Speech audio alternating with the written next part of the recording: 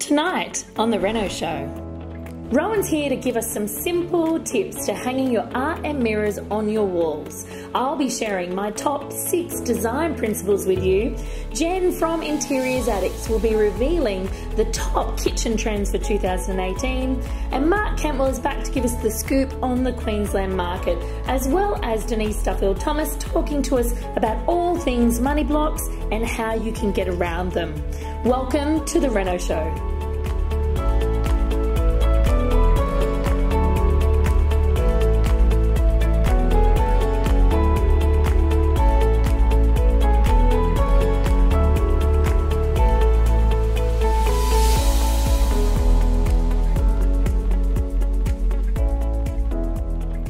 We're here with Rowan, our resident tradie and chippy expert, and we're here to talk about all things wall fasteners. So thanks for coming on, Rowan. My pleasure. You're here with us lots and I love it. Excellent. So, oh my gosh, how many wall fixings can be available on the market? Well, how many walls are there? How many types of walls are there? So, there aren't that many, dude. Well, they're all vertical in that sense, but there's lots of different coverings that go over walls. So yeah, these are all specifically designed for purpose, weight, type of material you're fixing to. So yeah, all those things come into play. So can you imagine or even fathom how confusing it can be for so many people just to work out how to hang something on a wall? Absolutely, absolutely. And when it comes time to dress your wall, yes, and you want to hang something up, it's important to know how to do that effectively. That's right. without So we have 2 arrays. It's like a party kit in front of us. 2 party kits in front of us here.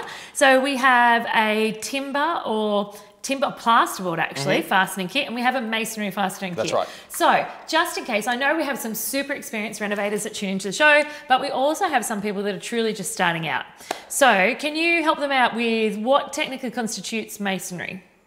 So brick, block work, FC, cement, sheeting, those things kind of fall in the masonry. Well, rendered walls. Rendered walls, yep, that all falls under masonry and requires generally some sort of expanding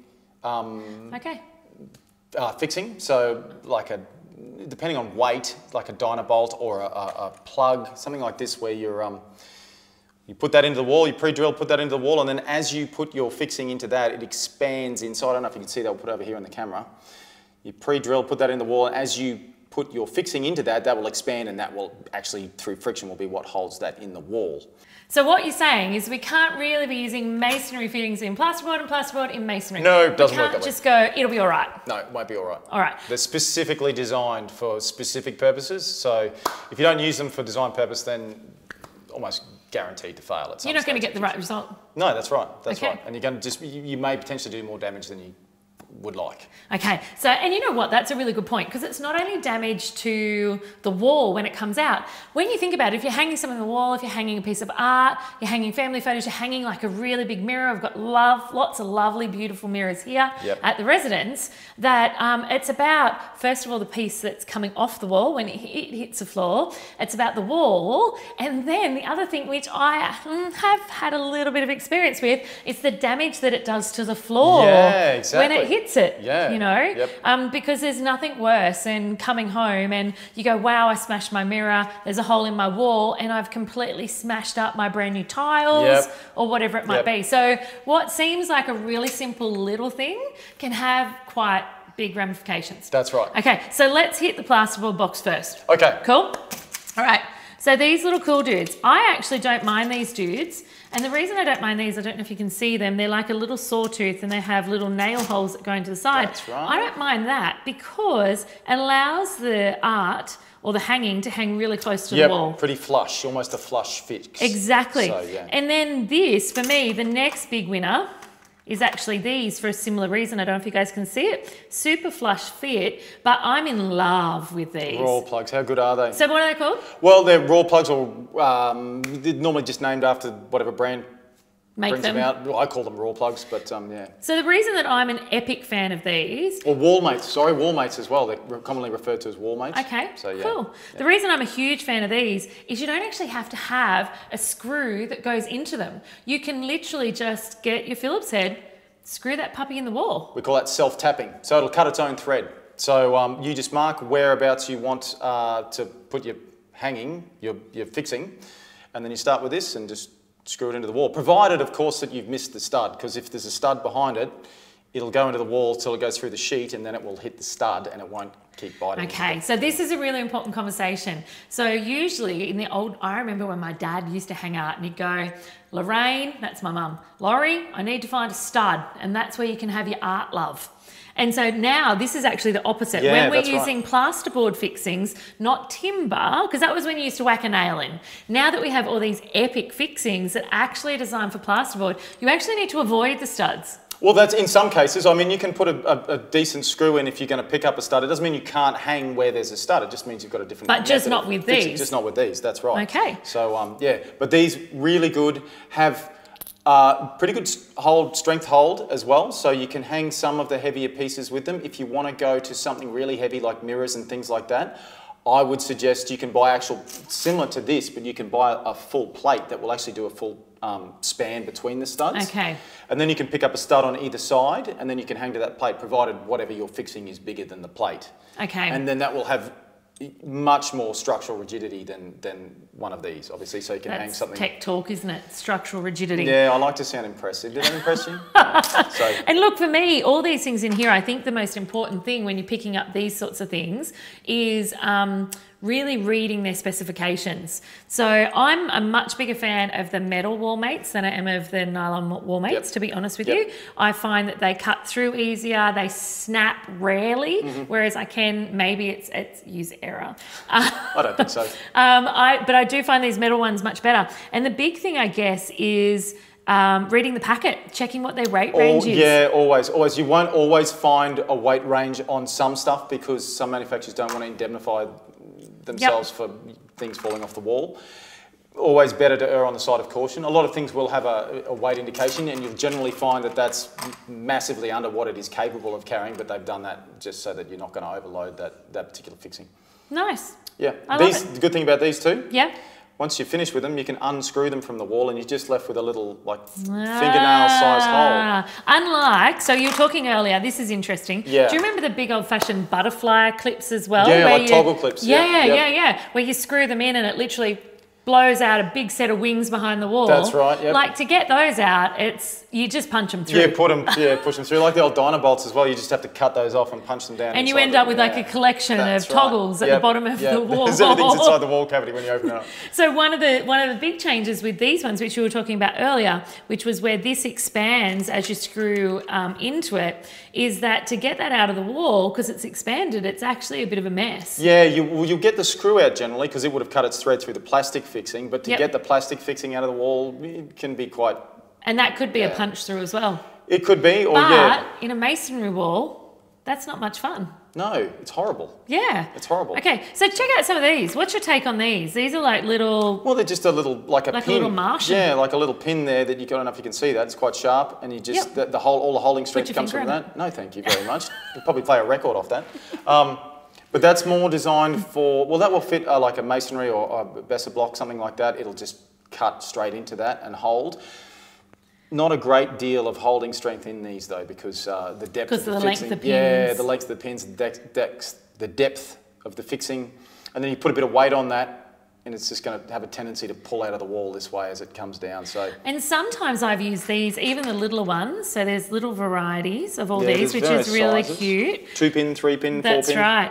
And with a vertical rather than a hook, which can be really cool because it can be a beautiful flush mount of a little photo. And sometimes I've used these and gone, wow, that's the coolest thing in the world. And other times, and we were talking about this earlier, other times I've used them, and as I've gone to hammer the pins in, I've literally noticed like talcum powder and cracks forming all around the area. And on a beautiful big rendered wall that might be in a traditional unit or an Art Deco space, like I literally want to weep. Yes, and that's what we were talking about before. So just be careful about the type of fixing you use and the application you use it for, because you may do more damage than you do aesthetically pleasing hanging things. So when we were talking a minute ago about older renders versus newer renders, and you mentioned that there's a big difference in what they're doing with new renders compared to the old renders of the 1920s and 30s and 40s. So what's that about? Well, now that we've got technological advancements in renders and glues, and elasticity is the big thing in renders now. So there's lots of additives that they can put into renders, or that come standard in some renders. Renders. It's talking about vendors now. Renders that allow them to expand and contract much more than the old brittle super stuff. Old powdering that away. Would over time breaks down, especially when exposed to light and moisture and things like that. So it's much more technology involved now. So the newer renders, much more capable of. So we've talked about in your masonry toolkit here, sir. Yes. We've talked about these little tacks, I guess we could call them. Yep. They sort of tack in. We've talked about these expanding wall plugs. So you can buy these as a kit, or you can buy them separately. Yep. But then check out this puppy. Dun dun dun. That's like a monster. Yeah, these are great. I love these because these are well, they've been on the market for a long time now, but I think they're starting to get picked up a bit more. This is basically a masonry screw, for want of a better word. And you would pre-drill a hole, which would be the same size as the shaft. As the shank on this. Yeah, that's right. And then clean that hole out, and then you would just screw this in like you would a normal timber screw. So we're going to reverse it here, because you just totally spoke like a tradie. You went, we're going to drill a hole the size of that shank, and then we're going to clean that out. Right. So first of all, how do you know how wide the shank is, or the shaft? Well, normally it will tell you on the back of the packet. It will tell you the fixing size that you need, or the drill bit size. Okay. So you'd have a hammer drill bit, because you're fixing the masonry, which was different to a metal or a timber bit. It's got the flared hardened steel nose, and when you put your drill setting on hammer, there you go. It's actually rotating and hammering at the same time. So it's using that to drag the waste out. And then this might be a basic question, but I reckon that someone else is asking it. How do you clean out the hole? Well, there's a number of ways. You can buy little blowers, like they're little pumps with basically a little tube on the end, but they're generally for larger holes than what you use for this. Yes. Standard is just to run your drill. Once you've got the depth of your hole, you just run your drill in and out a couple of times. And it will eject and that'll, the debris. Because of the thread in the drill bit, the waste from the back will always be dragged to the front of the hole, and then it'll empty out. So, you know what I may have done in the past? Well, it doesn't always work. It's a trap for young players. It is a trap for young players. It's like a lovely coat of makeup in your eyes. And it's fine. Look, it's fine to blow the holes out with using your mouth. Just close your eyes before you do it. I'll wear PPE. That's all we're saying. Wear PPE. Well, you should have. If you're drilling into masonry, you probably should have some eye protection on anyway. Absolutely. As well as ear protection. Absolutely. All right. So what else are you going to tell me about that? There's some really cool things on that, I noticed. Yes, so this has got a really coarse thread, which means it's really wide and open, as opposed to something like this, which you can see if I can hold those. I don't know if you can pick that up on the camera. There's just there's a finer thread. Yes. And this is very coarse.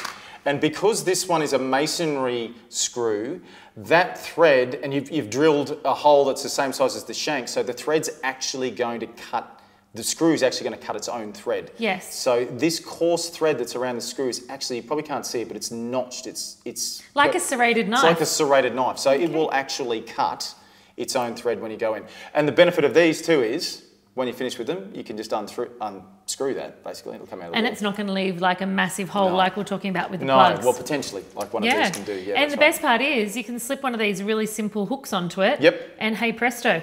Hey presto, and you'll get a flush fitting too. So because that's a countersunk screw into the countersunk hook. Love it. It'll fish pretty flush with the wall, if you can see. So that would be your pick in the masonry world? In the masonry, I love these. I really love these. I use those even in big bolts as well when I'm screwing things to floors. So here's my pick in the plasterboard world. Yeah.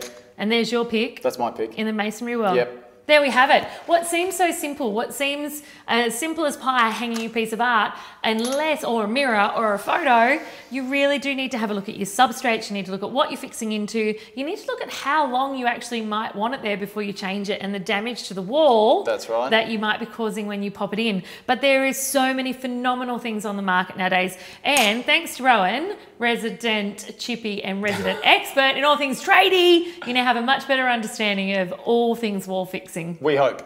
Thanks, Rowan. No worries. Hey team, it's Naomi Finlay here. Are you wanting to style your property for sale? Or are you looking to connect with people but unsure how to go about it using design principles? Is there a particular theme you want to use but you're worried it won't work or it will be too niche? Well, worry not, because I'm here today and I wanted to share with you a few tips of how you can put the right design principles into practice and get it right. So how on earth do you style a property to suit everybody's taste? Well, you know what? You follow some key design principles. That's how you do it. And you don't have to have a degree in interior design to set up a well-styled home.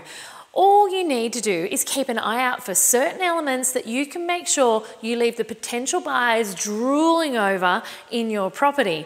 And that is exactly why I wanted to share with you these 6 elements today. 6, exactly, 6 to be exact. Okay, so the first one is size. The first one's, it's all about a very important design principle of size. Now, most of your potential buyers, they won't be walking in on inspection day with a measuring tape and meticulously calculating the size of the rooms unless they're coming to see what size cot they need to fit into the 3rd room. And in that case, congratulations, because they're already picturing themselves living in that space. So you've done a really good job.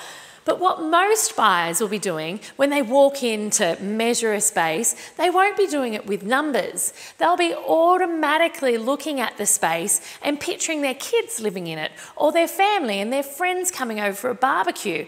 How many people will fit in here comfortably? Are the kids going to have enough space to keep their toys in a room? And what about when they're a little older? Will the beds be large enough? Will we be able to get in enough space into those bedrooms, or will it look cramped? Those are the sorts of measurements that your buyers will be making. So you need to think about how your buyers will react to each space. Because at the end of the day, a 3x3 bathroom means nothing to most buyers. It's all about how the space compares to the rest of the property and the functions that they're going to be using it for. That's what matters to them. Now, the second one is scaled. This is the second element. So again, it's not so much about real measurements as it is about the feel of the space. It's not about how accurate the real renovation is compared to initial drawings even. Think about it this way instead.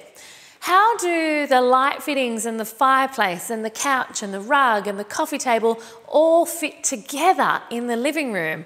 Are they complementing each other? So this element can be a bit tricky to get right, if I'm going to be honest. So that's the thing that I want you to think about before you rush into it. Think about the size and shape of the room and what will fit in nicely into that space. There are 2 ends of the scale here. On one hand, we have picking the wrong thing that can make everything else in the room seem small and insignificant. On the other hand, picking something that's maybe too big or too matchy-matchy can make the whole place just look boring. All right, now the third element, the third principle is proportion. So proportion, it is similar to scale because it relies on looking at how the elements in the room relate to each other. But there's one main difference between the two. While scale compares objects in the room that already have a defined size, proportion looks at everything as a whole. Perhaps the living room is pretty long and narrow. The elements that you can add into there can either emphasise the length of the space or make it appear less so. For example, using a mirror and a wider coffee table can help make that room look more proportioned and less narrow. It's almost as if you're correcting the space to make it appear more attractive. Now, element number 4, this is the 4th design principle and it's all about balance. I want you to imagine you're walking a tightrope. How do you make sure you don't fall off? That's right, you keep both sides balanced on your body, right? So this is exactly the same as using balance in a property. This is literally keeping the right and left-hand sides of the space symmetrical, and it's something we see a lot in traditional homes. So it's a great way, for example, with a square space, to be having an armchair either side of a focal point to give that symmetry and balance to a space, which creates comfort and really helps add up that whole traditional, homely, welcoming feel. Now, I know I said earlier that you don't want to be matchy-matchy, right? But there's a really big difference between creating a room where everything is matchy in a gross, tacky way and creating a room where everything flows in a beautiful, balanced, symmetrical manner. Now, colour. Colour is our 5th design principle that we're going to talk about, and it is so powerful. It can create an emotional connection with a buyer, and yet it can be one of the easiest ways to turn them off as well. And because colour is so subjective, everyone has different tastes, it can be a real make or break for particular buyers. So for example, green can be a great way to bring the outside world in, but at the same time, if you don't choose the right hue and shade, it can be a fantastic way to turn your buyers off. So, where do you go? What do you do? The most helpful thing you can do here is take a look at a colour wheel. This way you'll be able to see which colours complement each other and keep an eye on long-lasting trends and avoid fads, as well as avoiding the colours of red, orange and purple when renovating. Now, number 6, the last but certainly not least design principle is light. You could have all of the other 5 elements and designed down pat and it looking absolutely amazing. A gorgeous, amazing living space. Imagine neutral hues and navy touches, and the whole space looks absolutely luxurious, except it isn't lit correctly. And none of these design elements are going to be able to shine to their fullest potential without lighting. So lighting is so important, and it's probably one of the easiest elements to use and enhance a space. So there are 2 main types of lighting. There is a natural and a man-made. So look at the current light sources you already have in a space. There'll be light coming from the windows, from the doorways, maybe from a skylight, lamps or pendants. Do they highlight the best features of the room? Or are they drawing attention to the wrong things? So think about how the space will be used and then use lights to highlight that. Is there enough light to be able to enjoy some quiet time away from the hustle and bustle of the rest of the space in a reading nook? If so, utilise that. Perhaps pop a soft floor lamp near it to emphasise the function of the space. And likewise, where there's too much light or the wrong kind of light, you'll need to think about how you can correct that. If there's too much harsh afternoon light, or maybe the LEDs are too bright, you need to think about how you can filter, tone down, dim, or block some of that out. So there you have it, 6 ways, 6 design elements, 6 design principles you can utilise and start to incorporate to make sure that your final space looks and feels perfect for potential buyers. Have you ever dreamed of renovating your kitchen and been paralysed by the barrage of trends and options that are available to you? Well, I have someone here that can give you the edge. Tonight I have with us Jen Bishop from Interiors Addict. Welcome, Jen. Thank you for having me. And we're here to talk about the kitchen trends for 2018. So you're very welcome. Tell us what you've got, Jen. Oh, well. Where to start? That's it. I think in terms of something that's a little bit different that I think will be more popular this year, we're starting to see some interesting colours in cabinetry. So colour full stop. It's quite a colour in general. Thing. Yeah, so I mean obviously there's always going to be people that love the white gloss kitchen. Yeah. Hugely popular. Do we have to put that word in? But it's the best selling. I know. Didn't say it was the nicest, but okay, all right. yeah. So the best selling is white gloss. We are starting to see different colours of cabinet fronts, and that's okay. Not just that the Are we high talking end, yellows and purples and no, oranges? We're talking navy, which you know I love. And recently I've seen colours like a kind of champagne gold. Okay.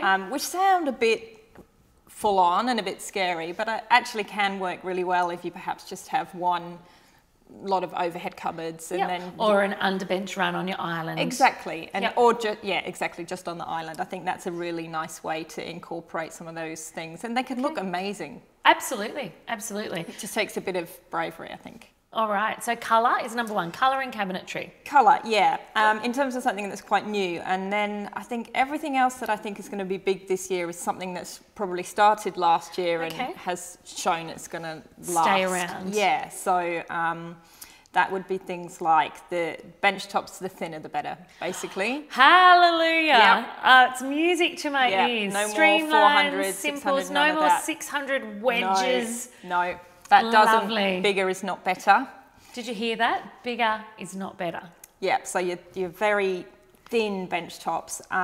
Even with a beautiful shadow line underneath the bench top, just gorgeous, with a contrasting laminate colour behind it on the shadow line. That can just completely set off, and it shows that attention to detail, doesn't it? Exactly. That real bespoke, beautiful look. And it's very small but really effective. See, bigger's not better, small and effective. I think everyone's getting the hint here. And I think another thing that's probably come over from last year is the statement tap. Yes. So, you know, taps are not an afterthought anymore. Taps are like an amazing, beautiful piece of jewellery in your kitchen. Talking about jewellery, I've been in Jen's new kitchen and I'm going to extend the jewellery conversation from taps to sinks. Yes, I like the bling in my kitchen, but she has a gold sink. A gold sink, gold taps, gold handles, which sounds really over the top, but in the context of everything else being very simple, I think works. We'll show you a photo. We'll show you a photo. It actually really works. Yeah. So, but you do have to be careful not to sort of go over the top. But you know, having one amazing and possibly quite expensive tap in an otherwise quite budget kitchen can make, you know, really take it to the next level. So that's that whole hero styling, isn't it? Absolutely. So high-low, using a hero piece to really elevate the space and then backfilling. It's kind of like I talk about it in gardening all the time, about choosing like a beautiful feature, reasonably mature tree and backplanting with seedlings if you need to. You know, and you can still get such an amazing effect. Yep. So we have tapware, we have colour and thin bench tops. Maybe your top three in kitchens? I think so, yeah. I love it.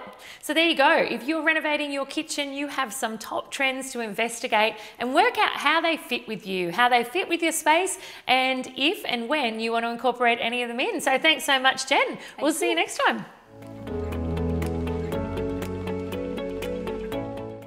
All right, what about our good old Gold Coast and Brizzy? Yeah, Gold Coast and Brizzy. So I'll start with Gold Coast, and you know I speak to a lot of agents there, particularly those who run businesses that are heavy into the off-the-plan apartments. Ah, there's a lot of that going on. Oh, there is. Like you know, Gordon and Archie Douglas, a couple of my mentors, now in their 70s. They started PRD up there in the 70s. Yes.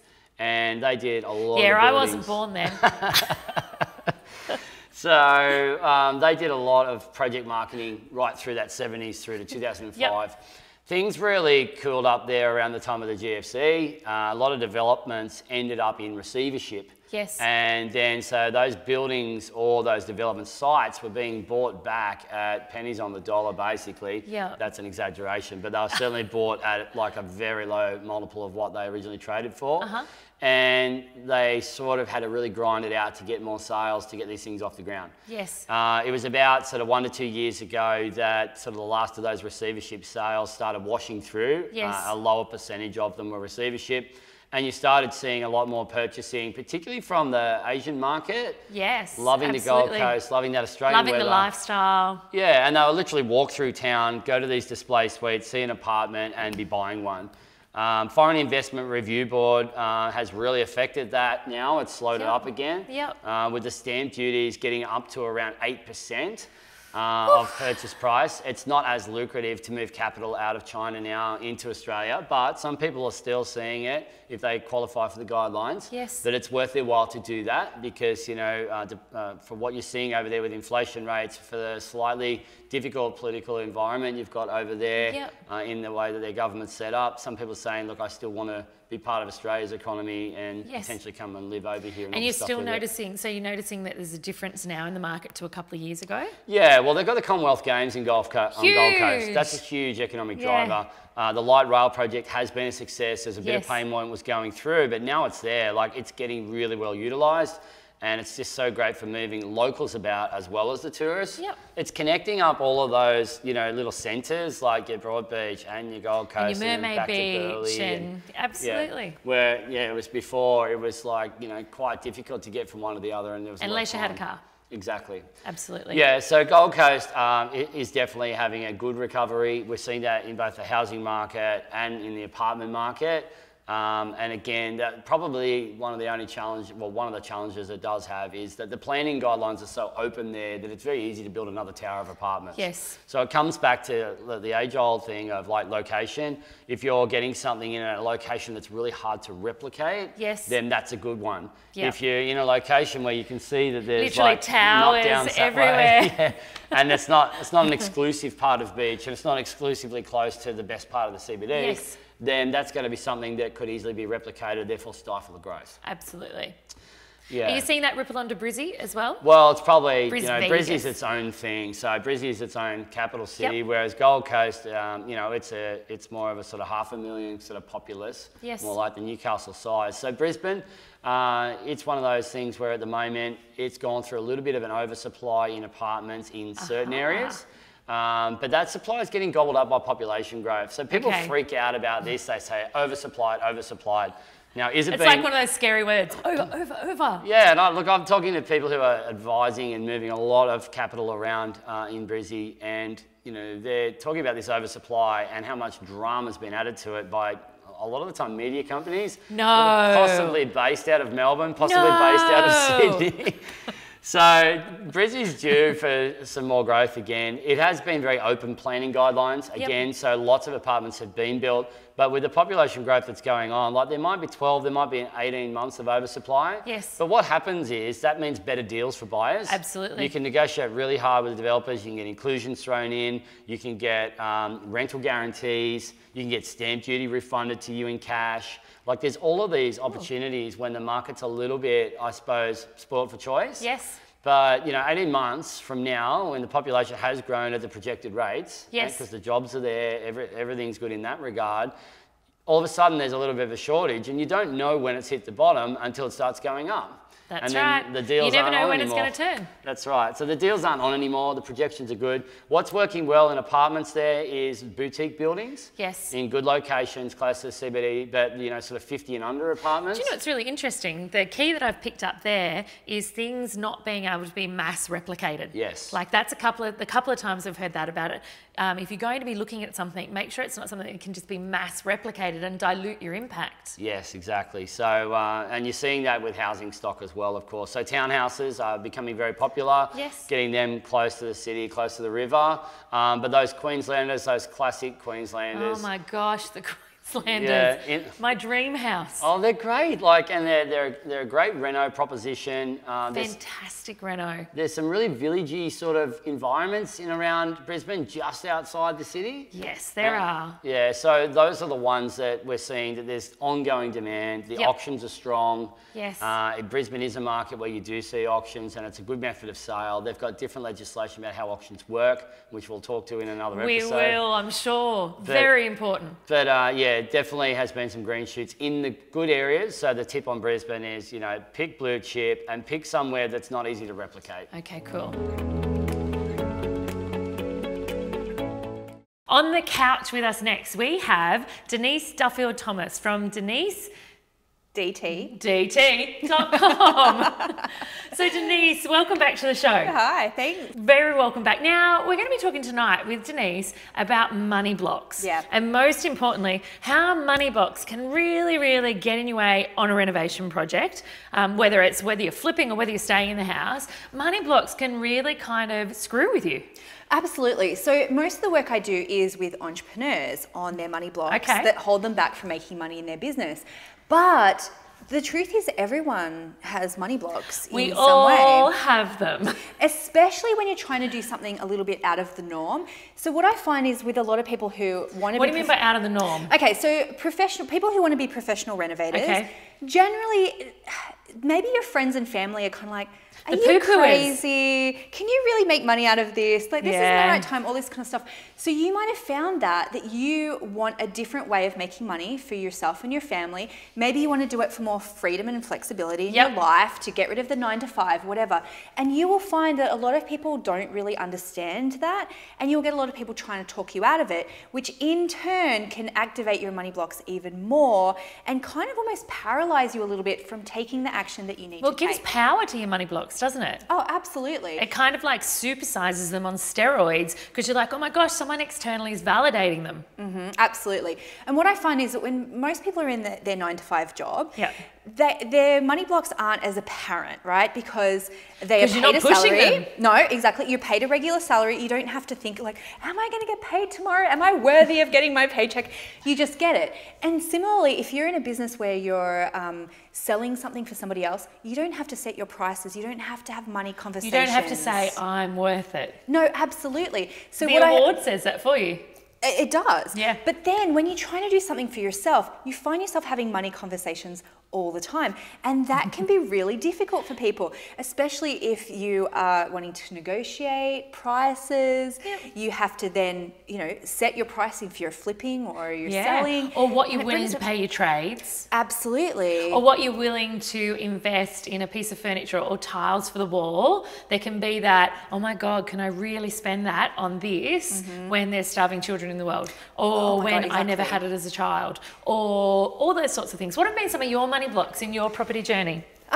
So that's a bit personal, isn't it? No, it is. One of my primary money blocks that comes up everywhere, it doesn't matter if it's in business or if it's for something like that or a personal thing, is you have to work really hard to make money. Well, it can't be easy. No, it can't. And it's so deeply ingrained, not only in our society, but generally most families have that as well. Absolutely. Yeah. And when you think of, how maybe your parents or your grandparents earn their money, it was generally, very hard work. And there's not They grafted, didn't they? They grafted for their money.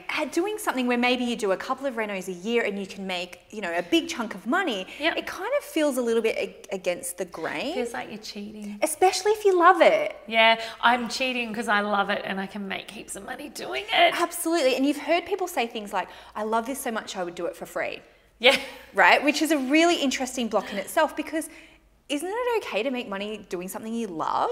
Which is interesting, isn't it? Because it goes all the way back to the root of we have to work and, we shouldn't enjoy work. Yeah, it's a grind, or you have to, it's something that you have to go out and do that you don't want to do. And if you love renovation so much you would do it for free and you have that belief, that can sometimes bring about some bad situations where you actually don't make much money out. It's like a self-fulfilling prophecy. Absolutely. And so what are some of the biggest things that you've seen people do wrong? Not wrong, but what are some of the biggest things you've seen people, guess, get caught up on in regard to their money blocks when they're renovating? Is it around paying trades? Is it around having vision? They won't even allow themselves to have the vision of what their house could be. Well, you know what's so funny, and this is true for almost every entrepreneur I've ever met, is that thing of it's cheaper for me to do it myself. I've done it myself in my business where I'm like, I could make a graphic, I can take my own video. Exactly, and that's the same with renovation. My mum, by the way, who I think you have met, Vicky, whenever we watch a renovation show, she goes, I could do tiling. I go, Mum, you could not freaking do tiling, and I do not want you to tile anything in my house. She goes, you could, but it'd be shit. It would be, let's face it, it would be shit, right? So there's something there about not valuing our time, and also sometimes not valuing what other people can do so quickly and easily for you. And amazingly. Absolutely. So you've got to really value yourself and know that it's okay to leverage your time by bringing in experts who can do it better than you. Absolutely. And if it is something you really want to do, and it's something that you actually want to be involved in the process, because for a lot of people it's cathartic, you know, that they get to have that process of renovating and transforming. There's that transformation. I think it's also about then arming yourself, you know, arming yourself and investing in yourself rather than kind of dispelling that and allowing yourself to fully step into that space rather than just play on the outskirts, really, like your mum. Exactly. She's playing from the sidelines. She is. So beware of the false economy mindset where you think it would be quicker and cheaper and easier to do it yourself when it's not, generally. Yeah. And that's true too when you go to sell and you want to stage your house. So many times I have watched a show and I thought, I could be a home stager. I couldn't. But, you know, hiring Gnomes' team to come in and do it for us has meant we have saved so much time and energy, because Mark has been like, well, we can just like pick up our couch from our own house and take it over to our rental property. I'm like, we could, but we're not. Yeah, let's not. The other block too is the sunk cost fallacy. What's that? Yes. So come on. So many people do this again in all sorts of businesses. It's like, well, I've already started down this track. I have to continue. Yes. Because I've invested time or money into it. Yes. Even or though I've it's the set right my one. intent and people know it. Exactly. So I think, and you would have so much more, you know, experience around this, but you know, it's like, if you know it's not a good investment, even if you've put some money into it, stop digging. Stop digging. Stop digging the hole that you're in. Yes, exactly. But that's such a block, because it's like, well, I've invested money, I have to keep on going. And we know that there's some investments, there's just no more money that you can throw at it that would make it better. Okay. So no matter how much you throw at it, you're actually just digging. Yes. You're not filling the hole, you're actually digging the hole deeper to get out of. Exactly. And that's, you know, in one of our other shows, we talked about how I bought a house that wasn't the right house. Yeah. And there was a part of me that was like, well, I'm just going to have to suck it up. That's a really big thing to suck up. It was. And I thought, I'll just live there for like 10 years and then I'll go for my dream house. And I had to be really brave and go, you know what? It's not going to happen. And I remember breaking the news to my husband too and just going, you know that house we just bought? It's not the right one. We're not staying in it. Yeah, it's not the right one. And we had engaged architects, we had, you know, spoken to so many people, and I thought, there was a part of me that was like, I don't want to let all those people down. And that's the sunk cost fallacy. It wasn't even just the money, it was the time and energy that other people had invested in that, and I felt like I couldn't say no. And that can really happen on a renovation project, because you do have a team. You may have your tradespeople, your dad might have come over and helped you dig the holes for the posts for the deck. It's like, I have to put the deck in that spot now, even though I know it's not the right spot because my dad helped me dig the holes. Totally. You know? And it's like, I can't change it even though I know it's in the western sun and it's a metre too far to one side, because my dad helped me dig the holes. Absolutely. You know? And so I think they're important. So there's a couple of examples about how your money blocks and more importantly, how your beliefs around money can really affect and interact with your reno project, whether it's literally to sell or whether it's your own. Yes, absolutely. So the last thing I just want to say, everyone has money blocks, and if you've never heard of that concept before, it is just worth looking at what beliefs that you have around money, particularly around the work hard to make money block, because I think that's the biggest one that can derail a lot of people from really creating something in their life that could create a lot of freedom and abundance for them. And having fun at the same time, because that's okay. That's totally okay. You're allowed to make money doing something that you love. Perfect way to end. All right, we'll see you next time on the show. Next time on The Reno Show, I'm revealing the 4 types of tradies you need in your renovation team. Rowan will show you how you can choose the right type of window for your home, and naturopath entrepreneur Tammy Guest will give us her tips on staying fit and healthy during a renovation. Marissa from Beautifully Organised is here to tell us how you can get your whole family organised when renovating your kitchen, and Australia's leading property market analyst is giving us his hot tips for where you should be looking to buy your next home. Remember to like and subscribe to our channel to receive weekly renovation and lifestyle inspiration. If you have a question about today's show, leave a comment below and we'll be sure to get straight back to you.